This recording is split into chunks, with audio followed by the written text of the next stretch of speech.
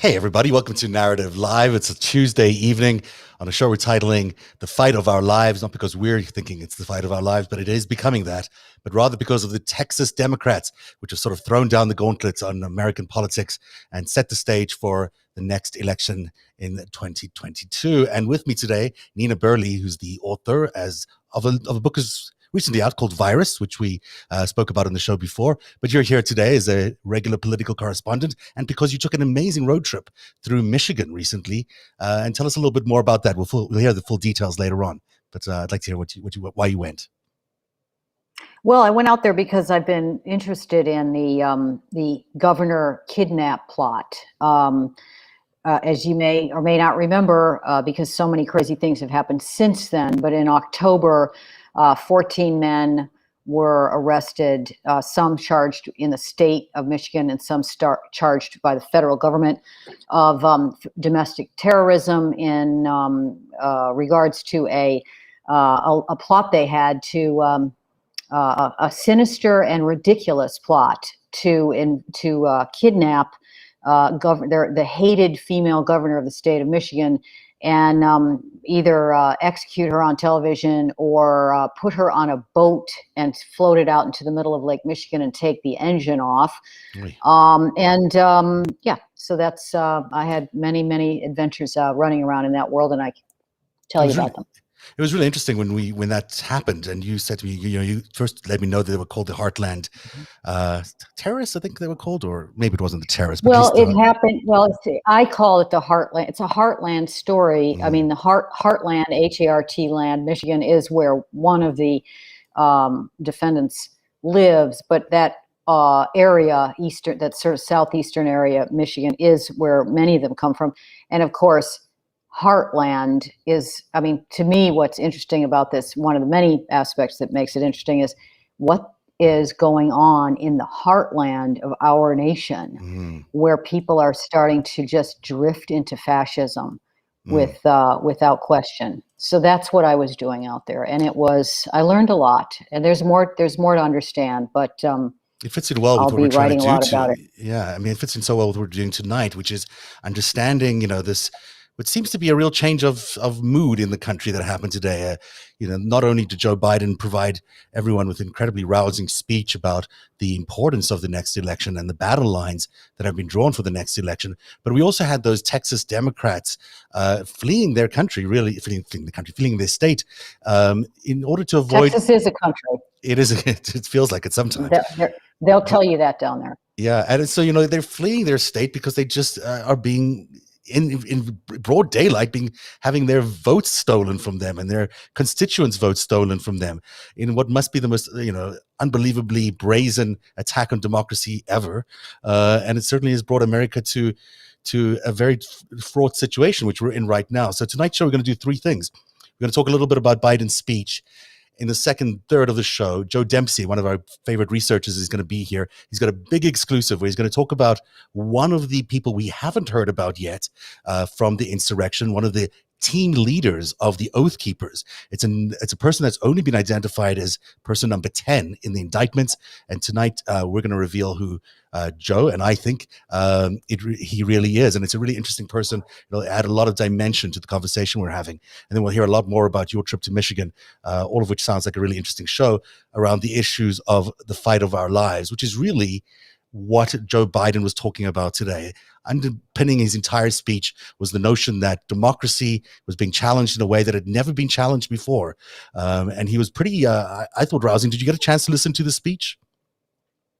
I did. Yes, I did. And I think it is rousing. I say this to my Bernie bro brother often. I think Biden is the man for the hour at this hour. I mean, we can't elect a female or a person of color at this point in time, or the Democrats thought they couldn't. He was the man of the hour, and he has stepped into that role. He's doing, he's doing, I think, what needs to be done. But it's rousing is one thing, but action is another. And I think that, no mention of Washington, D.C. statehood, which the lieutenant governor of Pennsylvania criticized him for, John Fetterman, and the glaring sort of absence of discussion of the filibuster, which is going to, you can rouse the rabble all you want, or rouse the people all you want, but if you have process in Washington that can't be got around, and your Democrats in Washington aren't wielding power with the the way that the Republicans were for the last, McConnell was in the Senate for the last decade, you're going to have a problem. And I don't see how they get to past 2022 without, seizing the moment. And they're not seizing the moment. I'm sorry to say. I mean, I do think that the time for his speech was now. Obviously, the speech it's good to speak out, and it's good that the Texans are in the capital, the nation's capital, reminding everybody of what's going on down there and how dire it is.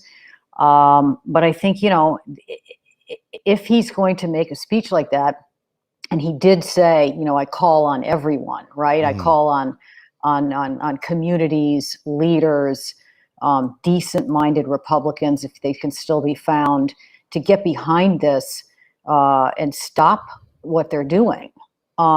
Stop this slide into Slavic style despotism, which is what the Trumpers really stand for, Russian despotism, and so, but I don't think that I don't know. I mean, will all the corporate leaders in this country get behind that and say, we're going to stop giving you money, the pipeline, the fuel for the Republicans? Are we going to stop that fuel? It was really short on action, but it was pretty stirring. Let's listen to some of it. Here's a clip. Make no mistake, bullies and merchants of fear, peddlers of lies, are threatening the very foundation of our country. It gives me no pleasure to say this. I never thought in my entire career I'd ever have to say it. But I swore an oath to you, to God, to preserve, protect, and defend the Constitution. And that's an oath that forms a sacred trust to defend America against all threats, both foreign and domestic.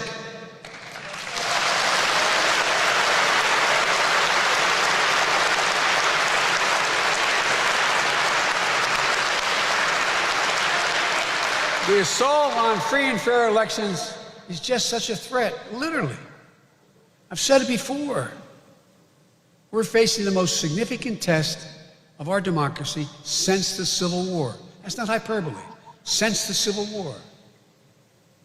The Confederates, back then, never breached the Capitol, as insurrectionists did on January the 6th.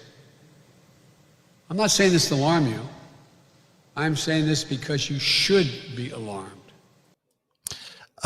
By the way, we were late joining the feed on my feed on Zev Shalev's Twitter account, but we're there now. So for those of you who are joining us mid-progress, I apologize for not being there at the start of the show, but here we are again. Nina Berlee's with me. We're going through the speech today with Joe Biden,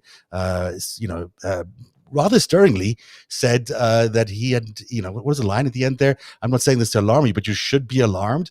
I mean, that's, this is the president of the United States who's generally quite measured, making quite a statement to Americans to take note of what's happening in America right now.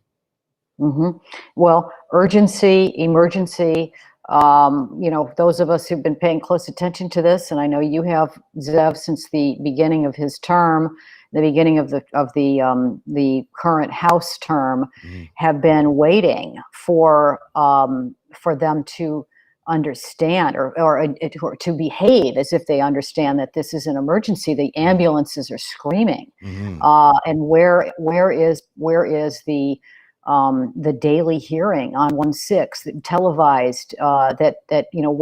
Where are the CEOs of American corporations getting behind, putting their money where their mouths are or were on 1/6 and stopping the pipeline? That would stop it immediately.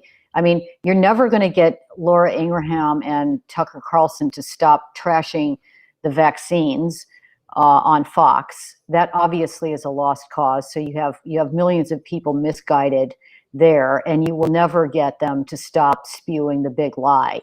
One of the things I had an opportunity to do in Michigan was spend an hour and a half driving listening to the Sean Hannity radio program on Sirius XM. Oh, sorry about that. And yeah, but I had to, somebody had to do it. I know there are people out there who do that for a living. I don't, but it's shocking, really, because you're out there in the hinterland and you hear this man who is a multimillionaire, who is a member of the coastal elite, if anybody is, who has been vaccinated, no doubt, as his entire family, I'm sure, has, and everyone he knows and associates with, letting Ben Carson spew these canards about how vaccinations are these COVID vaccinations are the first step towards totalitarianism. So the media on the right is in lockstep with these 4 or 5 talking points that they need: the big lie, the lie about, paranoia about totalitarianism, paranoia about 2A, and the left, or the progressives, or the center is not in lockstep. So yes, the president coming forward and making a speech like this forces those communications channels to get on board with this. But is it going to break through the silo of the big lie? Does it stop Mitch McConnell from standing up against HR 1 for the president to say this? His power is limited. I think that it has to come from the donors. It has to come from these Republican, the money that is their lifeblood has to be cut off. That's at the federal level, because there's actually not that much that they can do about the states. I mean, it's too bad that the Democrats weren't fighting those legislative battles or winning them over the last 10 or 15 years. Obviously, we know that this takeover has been a long time coming. You read Jane Mayer's book, Dark Money. It's been decades that these John Birchers and the right-wingers were up there with their money bags and the Koch brothers plotting this ever since Obama got elected, and before. The CNP, that you've had, I know you've had people on this program talking about. These people have passionate intensity that has been, they've been activated for a long time. So it's a bit late to start looking at the state legislatures. The shocking Texas law that they've just passed, allowing citizens to basically putting a bounty on women who get abortions legally, and also people who drive them there and people who help them get around, is so outrageous. And that's been the tone of these legislators for a very long time. So it could not the be any money more at hostile. the federal level is the only, I think they have, the CEOs have to step up and protect this country, because it ain't going to be the same after 2022, and it certainly won't be the same after 2024 if they don't. And Biden was pretty good on this today. I think he drew a distinction which people really have to take note of. He said it's not so much about the people, who gets to vote. It's about who gets to count the vote. And that's why this fight has become so significant. It's taking on a new and literally pernicious forms. It's no longer just about who gets to vote or making it easier for eligible voters to vote. It's about who gets to count the vote. Who gets to count whether or not your vote counted at all. It's about moving from independent election administrators who work for the people to polarized state legislatures and partisan actors who work for political parties. To me, this is simple. This is election subversion. It's the most dangerous threat to voting and the integrity of free and fair elections in our history. Never before have they decided who gets to count. What votes count. Some state.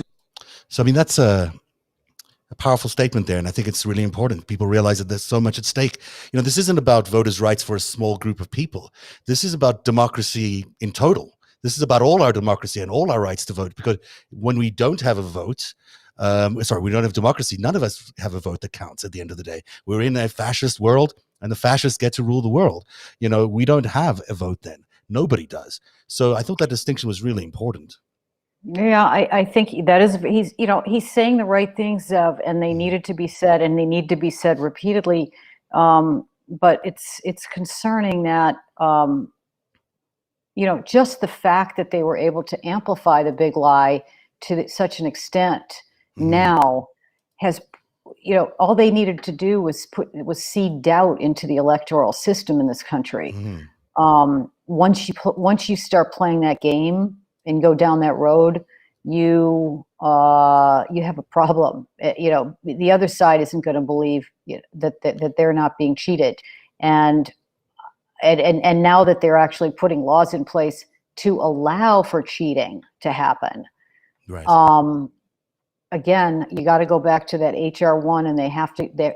Something has to be done in Washington. It has to be a federal act, and I don't know if they have the Schumer and the Biden administration have the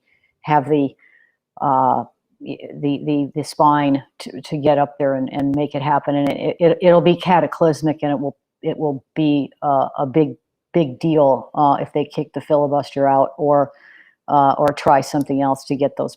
But they have to do it. I do think Manchin will do this. I do think Manchin will come around on HR1. I mean, it may not be as tied to dark money as it's currently exists, but it may at least allow the rest of the evening of the playing field to happen. But so I think Manchin will come along on that, but it's still squeaky if they can get through that. I mean, Sinema may not join, and who knows how many, if they can get in Republicans to even go in that direction. The filibuster will be a huge thing, even to remove, with one exception like this, will just be very, very difficult for the country.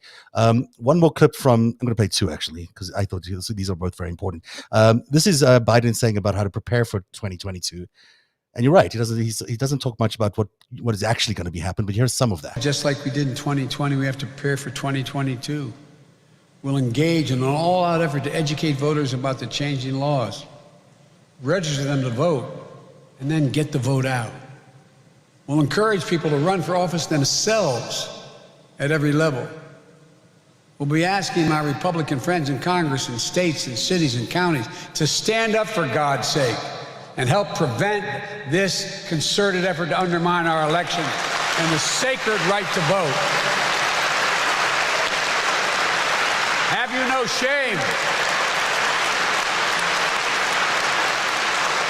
Whether it's stopping foreign interference in our elections or the spread of disinformation from within, we have to work together. Vice President Harris and I will be making it clear that there's real peril in making raw power, rather than the idea of liberty, the centerpiece of the common life. Founders understood this. The women of Seneca Falls understood this. The brave, heroic foot soldiers of the Civil Rights Movement understood this. So must we.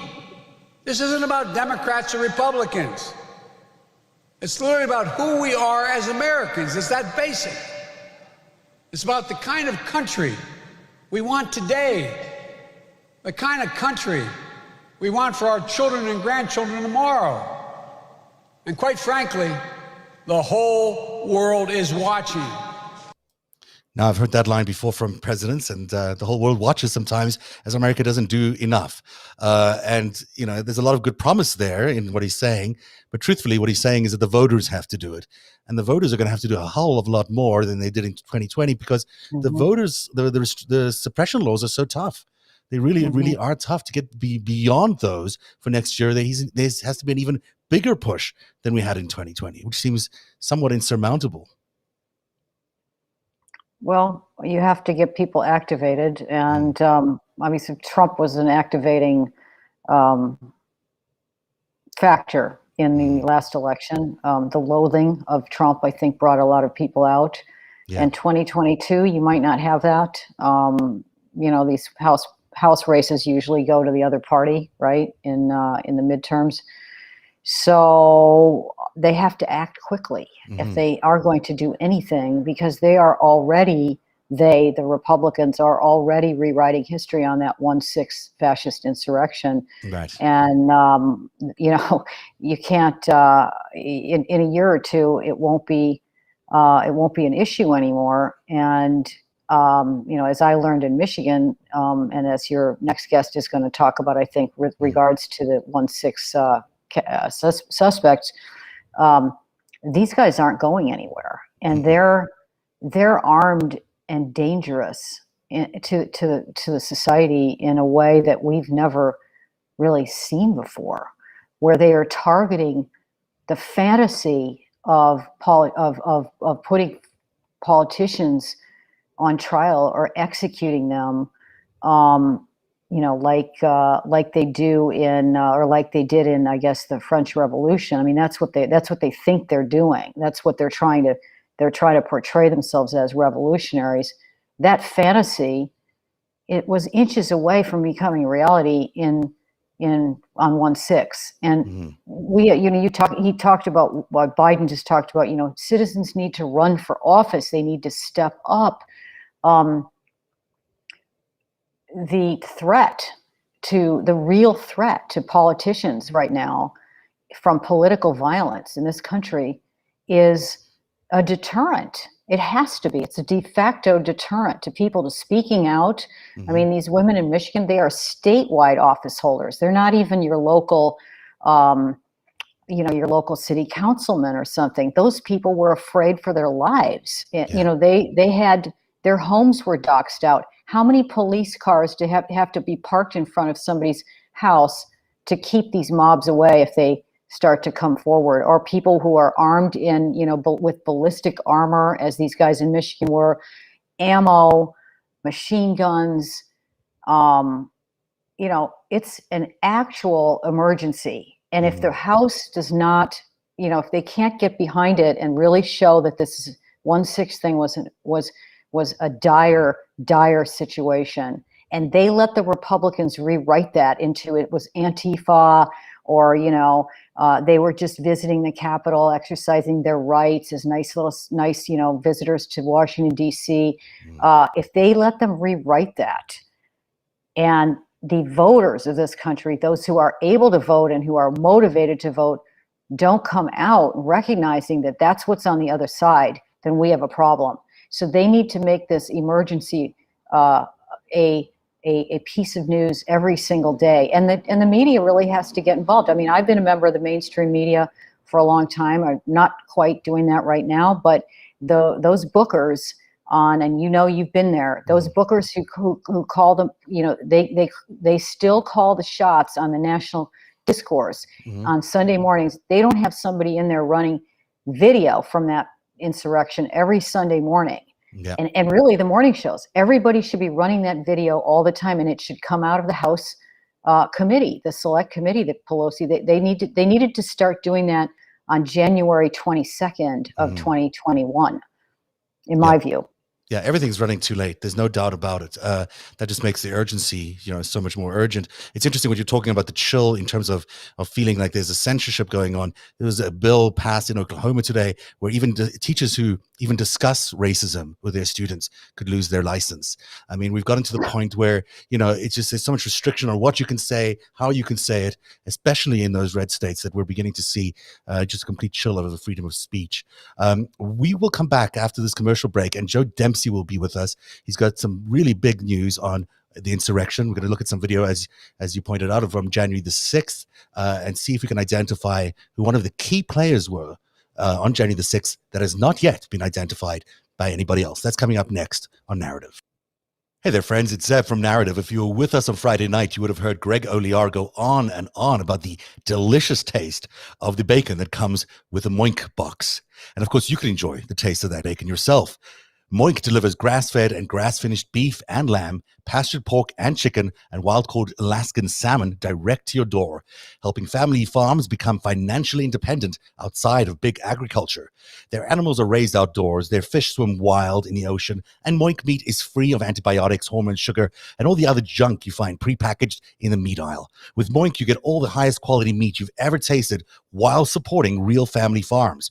Sign up at moinkbox.com/narrative, NARATIV, to get a year of bacon for free. Yes, you heard it right, for free. And then you can also pick what meats you want delivered with your first box.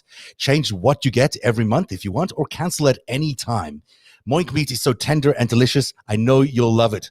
Moink was founded by an 8th-generation farmer who was featured on Shark Tank. Host Kevin O'Leary said it was the best bacon he'd ever tasted, and Jamie Smirnoff, creator of the Ring Video Doorbell, also invested in Moink. They guarantee you'll say, oink, oink, I'm just so happy I got moinked. I'm positive you will be too. Join the Moink movement today. Go to themoinkbox.com/narrative right now, and listeners and viewers to the show get free bacon for a year.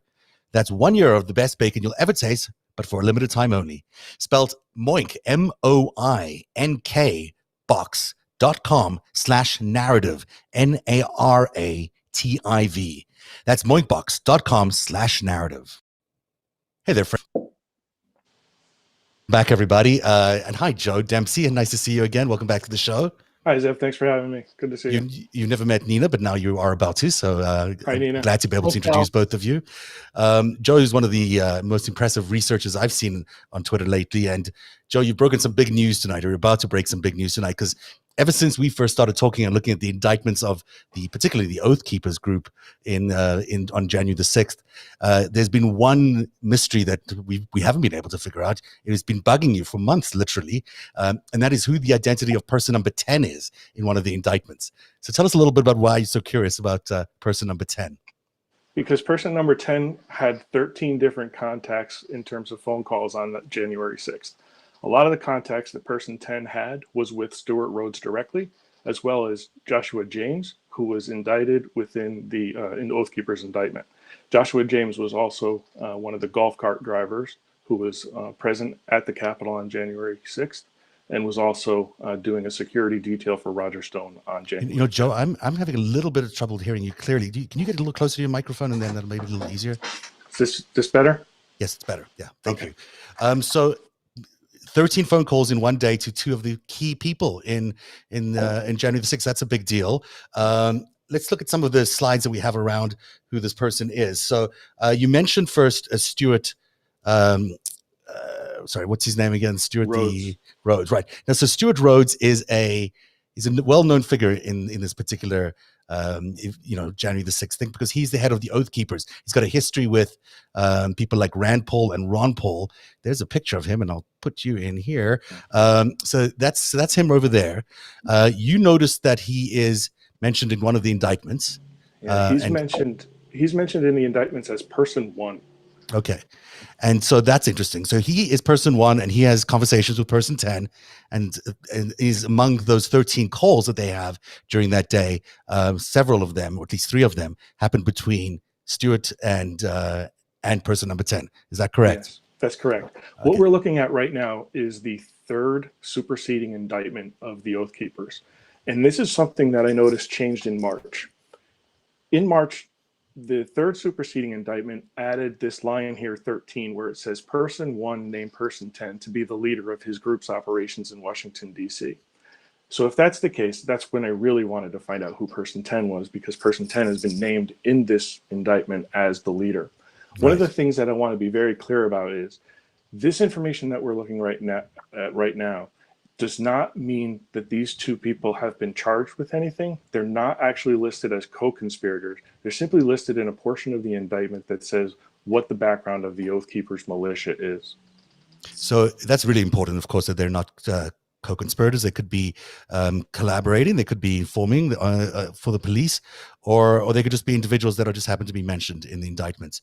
I want to mention what's really important there is that person number 10 was, what did you call him, the team leader, or is there a specific name that you or specific title that he had for the day? Yeah, it just says that person 1 named person 10 to be the leader of his group's operations. So he was considered the leader of the operation on January 6th for wherever the boots on the ground were. And so that's very important, trying to figure out who person number 10 is. This looks a little weird on the screen right now, but there's Stuart on the one side, Stuart Rhodes, the head of the Oath Keepers, and on the right there is Joshua James. He's one of the Oath Keepers. We see him a lot around Roger Stone. Let me pull this up on a full screen so you can see where we've had him before. There he is in I don't know what they call these things. The gaiters, I think, is what they call those sleeves that go up their face, so they can't really see who they are, but you can see the Oath Keeper hat above him, and he becomes a pretty distinctive figure. You see him a lot in coverage of January the 6th, and there he is with Roger Stone the night before on January the 5th. So those are important pictures. And who is Joshua James to Stuart Rhodes? As far as I know, I don't know any direct connection between the 2 of them at this point. I just know that James is one of the names that is listed as a co-conspirator. Okay. but they do have a connection. I think that they're both, I think that, well, for one thing, he's an oath keeper, so he obviously knows him from that. I but think also, the hat says it all. It says yeah, oath keeper right on it. And so we're trying to figure out now who person number 10 is. You've done a very, very good job of going through your all these indictments and identifying some key characteristics around who person number 10 is. I'm going to disappoint you and say that I don't have the audio clips we'd spoken about before, but we're going to talk about them. But I do have the video clip, and we'll get to that in a second. But let's go through these individually if we can. So for one thing, we've mentioned there's 13 calls on January the 6th between person 10 and other people, including Stuart Rhodes and Joshua James. But we also found out that his nickname was Whip. How did you find out his nickname was Whip? So I've been listening to some of the interviews that Stuart Rhodes has been doing. He did, and like I said, in March, things seem to have changed because that third superseding indictment now adds person 10. Also in March, on March 15th, Stuart Rhodes did an interview with the Gateway Pundit. And in that interview, he said that my team lead, his name is Whip, was the team lead for the day on January 6th. He also said in that interview that his team lead was an explosives expert and former Blackwater team member. So those are big details for us to take note of. It's because we now know that he's a team leader. We know he's an ex-Blackwater person. I don't know if that connects him to Eric Prince in any way directly, but it's certainly interesting that he's a contractor for Blackwater and an explosives expert. Interesting, skill to have. Also a former combat veteran, as many of these people are. And we also found out that he works for a company called Global and Escalade Services. Is that correct? That's correct. So again, in this interview that he did with the Gateway Pundit, Stuart Rhodes sort of outlines all of this in terms of who Whip is. He says that he's a former combat veteran. He's trying to sort of big him up, if you will, and say, kind of what his skills are and why he would make a good team leader. Also, I found another interview. I just want to stay on this interview for 1 second. Yeah, sure. This interview was done in March, and it was March 15th. The third superseding indictment came down March 31st. So it's just 16 days after that interview happened. So I don't know if he's trying to sort of set the stage and sort of introduce certain people to the fact that, hey, these indictments are coming, additional members may be named, but this is something that he did just before that third superseding indictment. That's really interesting. Okay. We are going to show you now this picture. This is January the 5th, if I'm not mistaken. And this is him on the very left here, right? This is who That's correct. This is Whip on the very left. Now, these other people are also recognizable faces to those of us that have been spending too much time looking at these faces. The person next to him is Sal Greco, right? A New York police officer. That's correct. And then Roger Stone, we all know. The guy with the Roger Stone sweatshirt, I'm not sure who that is. But if you look between Roger Stone and Sal Greco, there you can see that familiar gator of Joshua James. Yeah. So he's there as well, guarding Stone. So this is a picture from January 5th, and I believe that this was outside the Supreme Court. One of the things that's interesting about the conversation that is in a different interview that Whip did with Stuart Rhodes, Whip states that he actually arrived in Washington, D.C. on January 4th because he had additional details to do prior to January 6th. So there was some security detail work that he needed to do between the 4th and the 6th. This is January 5th, and that appears to be Whip. Right. Person 10. The other reason we know he was there is this Washington Post article. Tell us a little bit more about this article and why it's so significant. This is an article that goes back from the Washington Post that goes back, I believe, to when the Oath Keepers were doing an operation, a security detail operation in Louisville, Kentucky. I believe this goes back to October. In this Washington Post article, you can see that they had a conversation, whoever was writing it had a conversation with Mike, who goes by Whip, but refused to give his name. Right. So it says here, one of the Oath Keepers' few black members, an Army veteran and former Indianapolis police officer named Mike, was allowed to speak to the news media. Mike, who goes by the name of Whip, but refused to give his last name for fear that his private security employer would reprimand him, joined the group several years ago and was leading the field operations in Louisville. So a significant player there. Yes, and Louisville is a significant part of this story as well, because in Louisville, at the time, there was the Oath Keepers had done a security detail to guard a place called Bader's Food Mart. It's like a gas station convenience store. And as they were sort of guarding that facility, we can also see Whip was present at that time as well. And we're going to show some of that video in just a second, right? Because we just want to let's wrap up where we are up until now. We've got the situation now where we've got we've identified that there's a team leader within the Oath Keepers called Whip, who's got this extensive history of being in Blackwater, who's on the ground leading the team in Louisville, who's pretty close to Stuart Rhodes and to Joshua James, and we know he was there on January the 5th, supporting and guarding Roger Stone. Yes. But we don't know what he was doing yet on January the 6th. So let's explain how you believe that he was part of this stack. Everyone remembers there's an Oath Keeper stack, right, of maybe 7 or 8, maybe even more Oath Keepers who manage to get inside the Capitol itself and in the rotunda itself. Here's a picture from above of all of those people. They're all labeled, and you can see them all in military fatigue with their helmets there. This is taken from inside, and this is part of the indictment itself.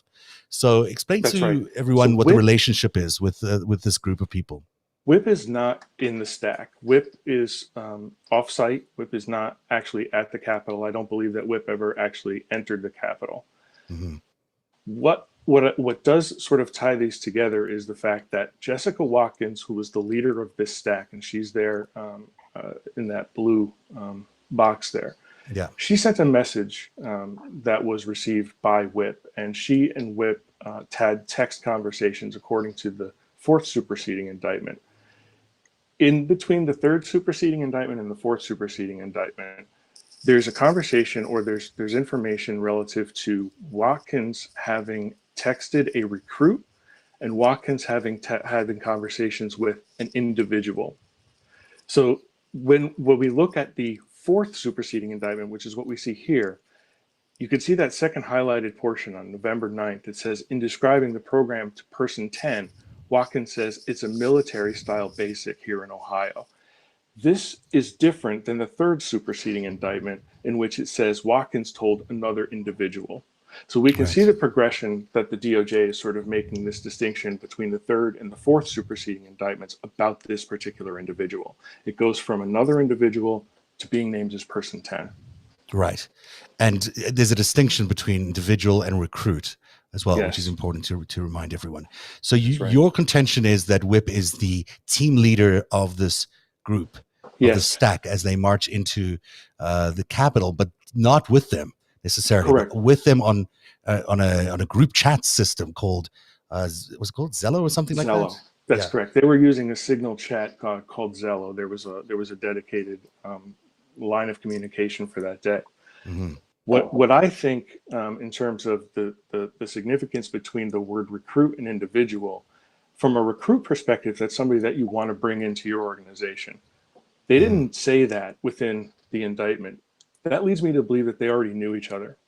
So I started to look to see whether or not they had any connection.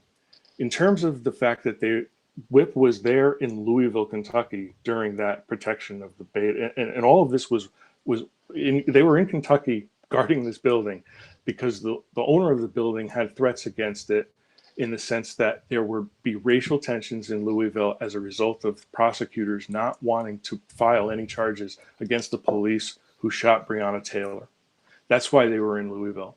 Right. So I also found that Jessica Watkins too was in Louisville at the same time. So if both of those Oath Keepers were in Louisville at the same time, and in that indictment, one of them is somebody's referred to as a recruit, somebody's referred to as an individual, that led me to believe that they may have known each other prior. And if they had, they may have come across each other in Louisville. Because it wasn't that big a group ultimately in Louisville. Now, there is a piece of tape with Stuart Rhodes, who is live streaming, and it looks to us like it catches individual number 10 by surprise, but he gets him on camera. The sound is a little hard to hear, but I've boosted it as best as I can. And this is who you believe is individual 10. And let's take a look at that video.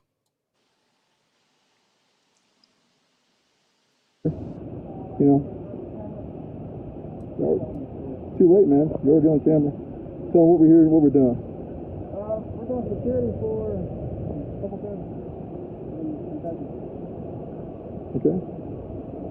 And so what's your background? Why are you here with those people? Military guy. Then I was a contractor. Then I was a police officer, and now I'm a contractor again. I believe in the mission. So we got people downtown saying we're a bunch of, a white militia, which is kind of funny, considering you're a black team leader. So those who don't know, my national vice president, Griffin McWhorter, is a black cop out of Montana. So we're not just white guys. We got all races. We got Mexicans, blacks, whites, everything. I'm a quarter Mexican myself. So anyway, what do you think about this? Like when you first heard about Oath Keepers, what do you think? You weren't sure about us either because of all the crap you heard, right? Yeah, I thought it was a racist. Because of what? Any racist people around me. And the guys who represented them didn't represent them right. Gotcha. How it is, you're in or you're out. Right. So we root out, just so you know, we root out anybody who identifies as a white nationalist, we root them out of here. So, but you were with us in Hurricane Harvey. Yeah, that was what? What was it, 17? Yeah, 2017. Yeah. I don't have an issue with those people. The ending here is. Good organization. Just says that they're a good organization. There's no beef with the Oath Keepers at the end there. Yeah. So that's surprising to me because you don't really expect there to be, maybe I'm wrong, but I didn't expect there to be black people in charge of teams in the insurrection. Is that something that surprised you, or is it just, what do you think is going on with all that? It did surprise me. But I also think, I'm not really sure what to think, to be quite honest. I think that they met at Hurricane Harvey, as they sort of said in that video, and I think that there are some altruistic reasons for them being there in terms of providing support and providing goods and services to folks that need it, because quite frankly, they were devastated by a hurricane. So I do understand, wanting to be there on mission to provide that support.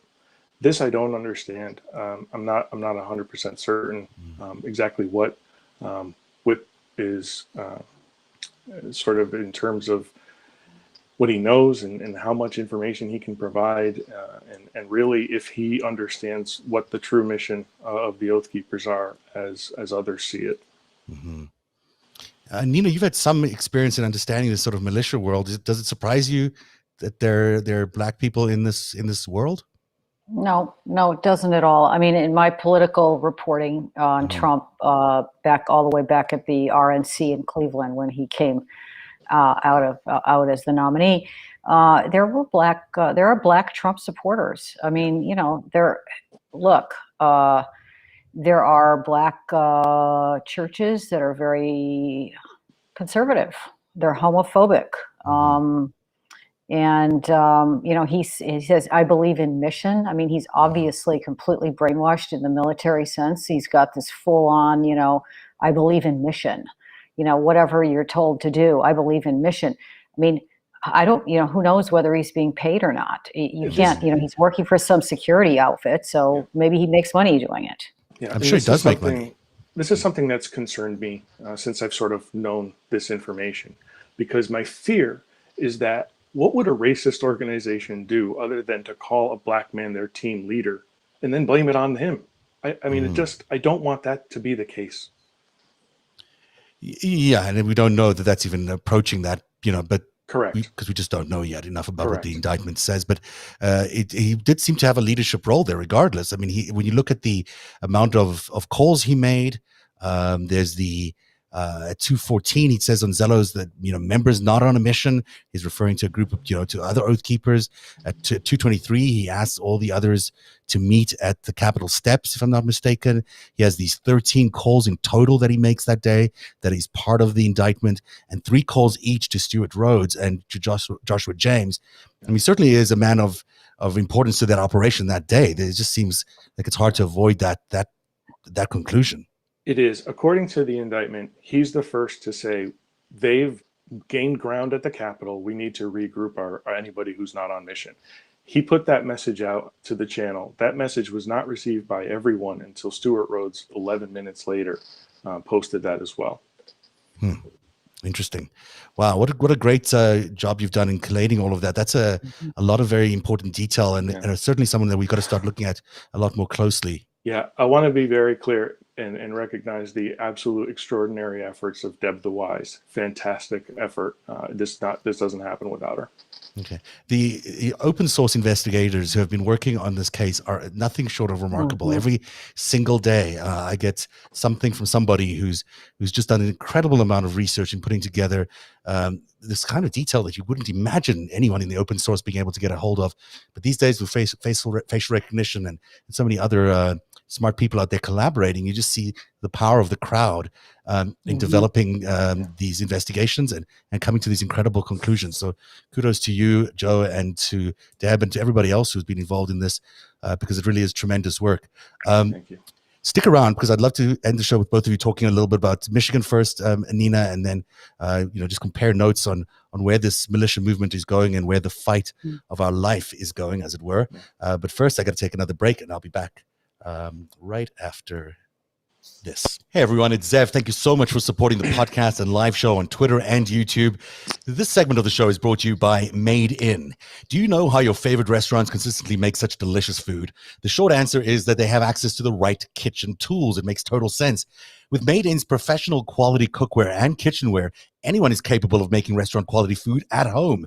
Made In produces professional quality cookware and knives for those who love to cook. They source the finest materials and partner with renowned craftsmen to make premium kitchen tools available directly to you without the markup. Made In products are made to last, and they offer a lifetime guarantee. Their cookware distributes heat evenly and can easily go from the stovetop to the oven. And their knives are fully forged, perfectly balanced, and stay sharp. They have 28,000 plus 5-star reviews, and their products are used by some of the world's best chefs at Michelin-starred restaurants around the world. Made In better cookware for better meals. Right now, Made In is offering our listeners and viewers, that means you, 15% off your first order with the promo code Narativ, Narativ. This is the best discount code anywhere online for Made In products. Go to madeincookware.com/narrative. Use the promo code Narativ, Narativ, for 15% off your first order. That's madeincookware.com/narrative. No, I've got to spell it for you. Do you want me to spell it again? I'm just joking. It's Narativ, if anyone needs to know. It's great cookware, actually. Check out their pan. Their carbon steel pan is very good. So, Nina, you've been on the road. You went back home, and I remember you first raising this with me soon after that arrest was made, when the Michigan governor was threatened, and at least an attempt at kidnapping her was being discussed. And you said you wanted to go back home and figure out what was going on amongst your people, really, and see what you can understand. And so coronavirus ebbed enough for you to be able to do that recently. And so tell us a little bit about this trip that you took. Well, like you said, I'm from Michigan. I'm from the southeastern part of the state. So 2 counties over is where a lot of these governor kidnap plotters are from, and they were doing their trainings in that area, right near where I grew up. And I read about it, and I thought I'm a sucker for a ridiculous caper, which I think at one level that's what this is, but at another level it's deeply sinister and dangerous.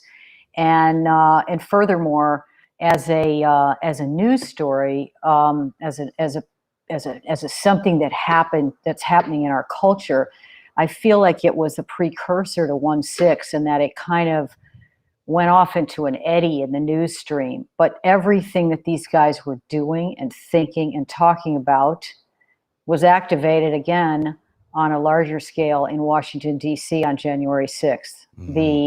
The assault on the Lansing Capitol with their weapons, and then following that, the fantasy nearly enacted of arresting a political leader and either killing or executing or trying them for treason.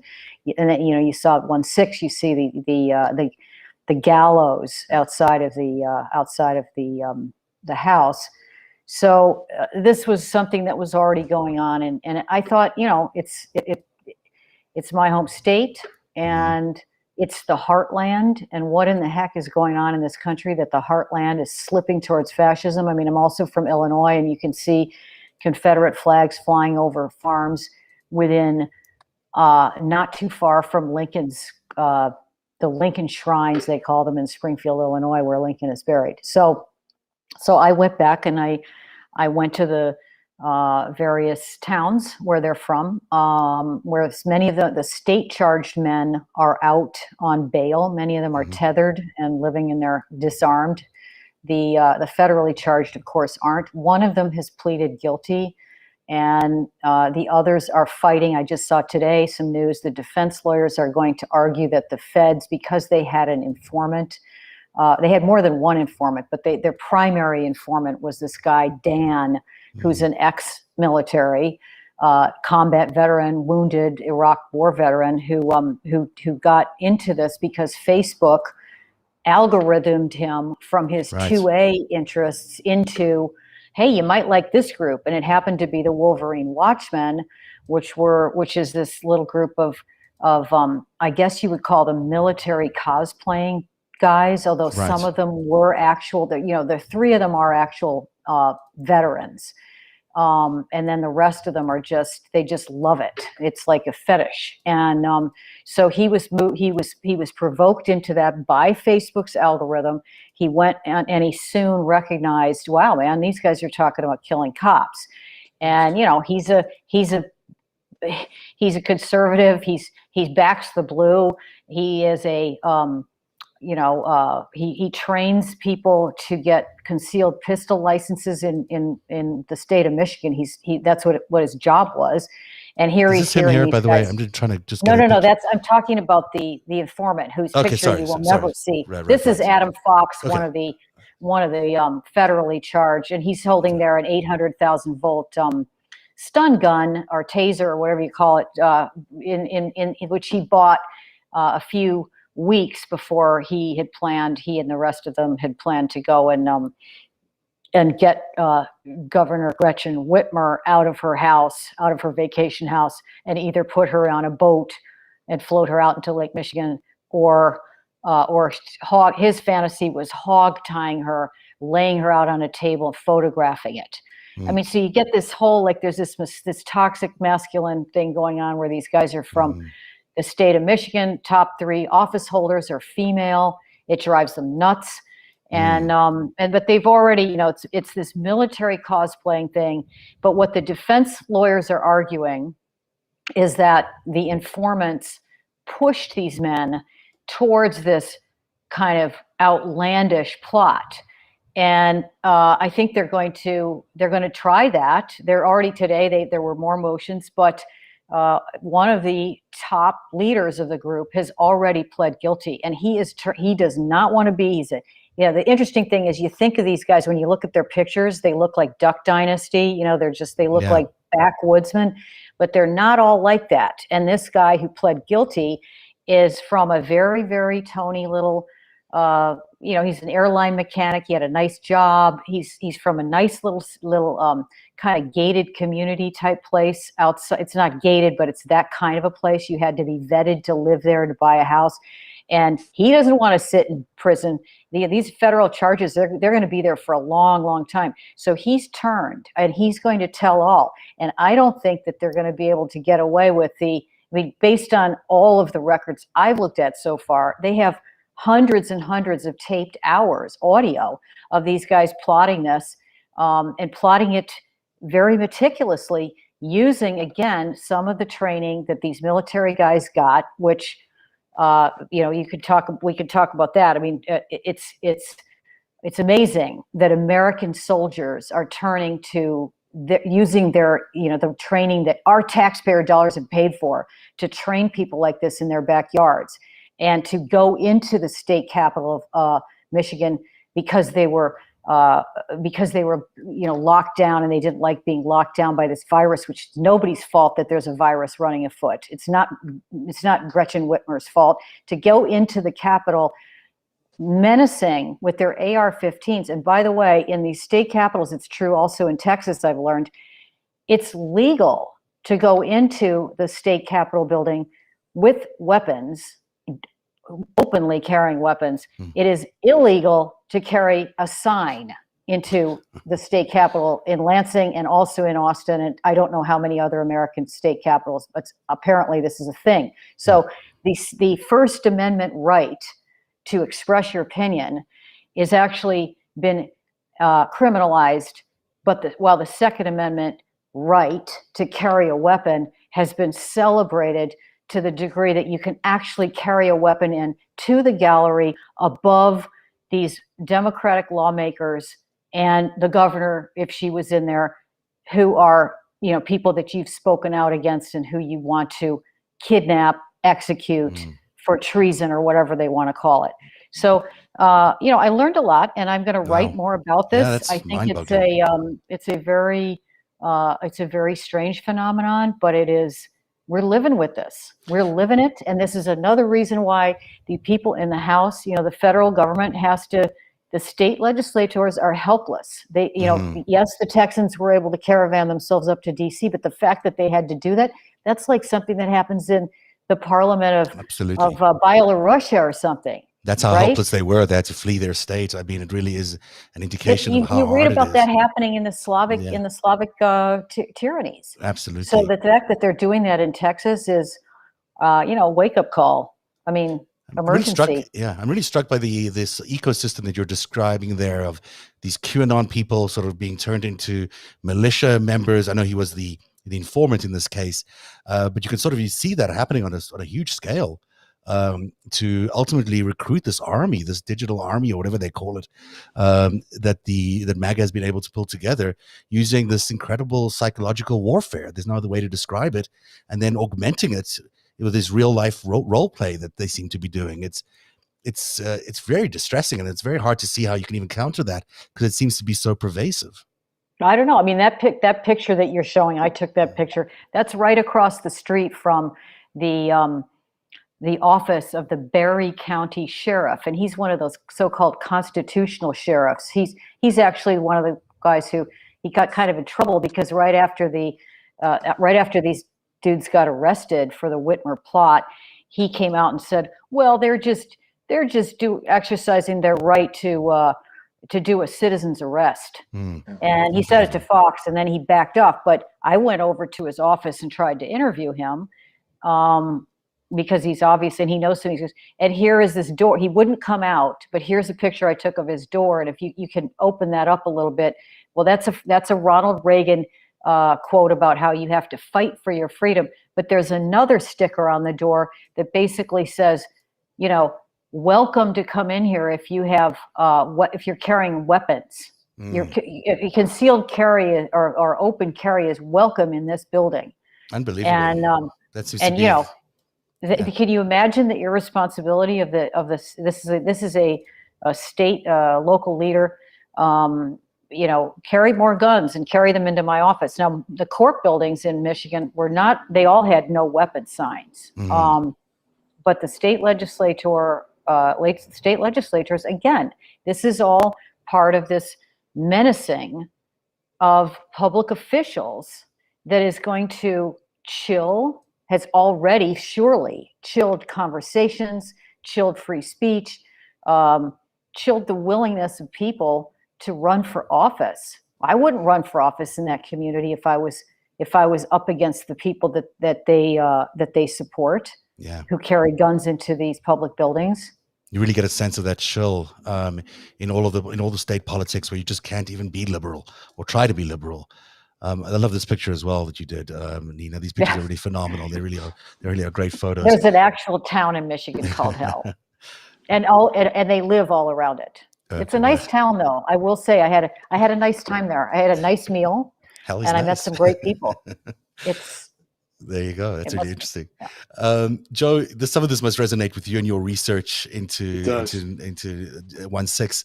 What are the threads you're picking up there, and how insurmountable is all of this? Again, this messaging from to Nina's point about the sheriff, that resonated a lot because, again, I've been listening to a lot of what Stuart Rhodes says, and Stuart Rhodes talks a lot. So he's been talking about insurrection, and he's been talking about posse comitatus, and he's been talking about getting elected in your state and local areas and also within your sheriff's departments. So when he's out doing his Oath Keepers recruitment meetings and having conversations with local folks, he's talking about the sheriff's offices. He's talking about those who control the counties and those who can call up militias. He says the Oath Keepers isn't a militia, but he does an awful lot of recruiting for sheriffs to call militias up. Yeah, because they sort of view the sheriff as the big law. I mean, I don't know how to describe it, but the ruling entity in their world. They don't accept the federal government rule over it. So the county sheriff therefore becomes the most important person around. So if they can elect them, they'll end up having a lot of power that way. The same thing seems to be happening in school boards. I mean, there's sort of this the fight seems to be on a national basis for a lot of Democrats, but for the Republicans, it seems to be on a very local and state by state basis. And this whole, the critical race theory has launched a whole, universe of fights in these school boards to take over these school boards. And you can see them setting this up for next November as this, huge issue for the elections. Which is going to be very difficult for the Democrats to counter, again, because they're going to be a little bit late to the game.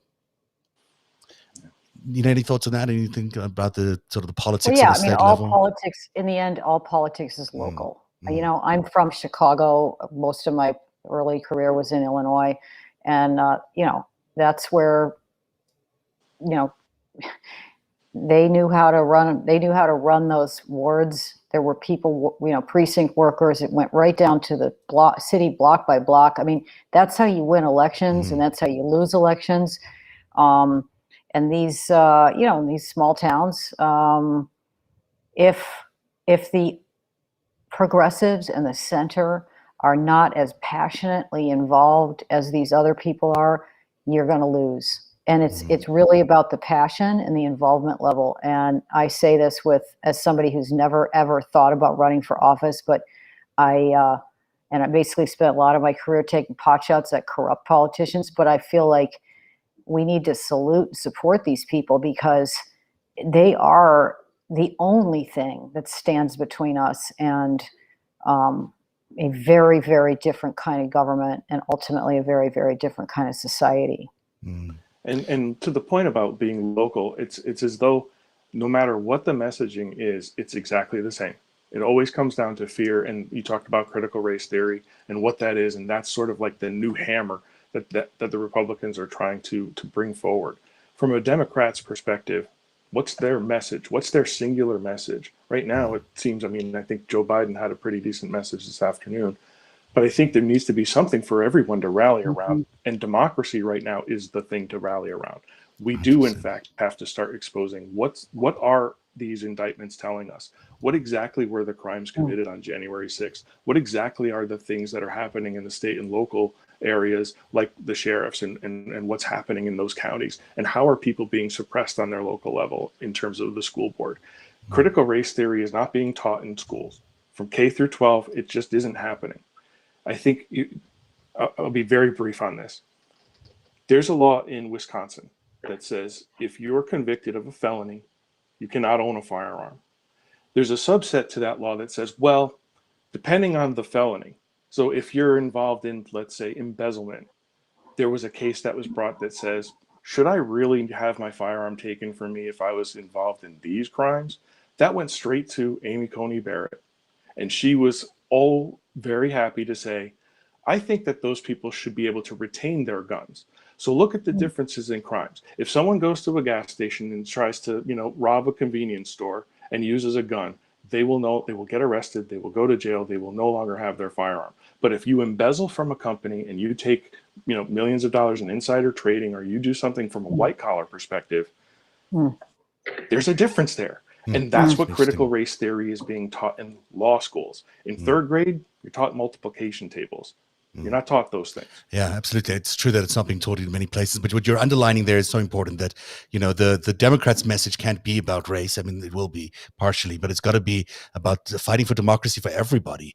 I mean, this system is about to perish if they don't win the next election. And certainly the Republicans have a plan to abolish any sense of freedom that we've had in the past year. So, this is what Joe Biden was talking about so forcefully today. I hope that message rings through as we end the show tonight. And Nina Burley and Joe Dempsey, I want to thank you both for being here tonight. Great reporting, Joe, and great to see your pictures and also hear your incredible story about your road trip back home. Nina, thank you so much for that, and always for your insight about the politics of the day, which is always so prescient. So thank you so much. Thank you. Nice to see you. Nice to see you too. And I'll leave you with some Joe Biden as he closed his speech today from today's address.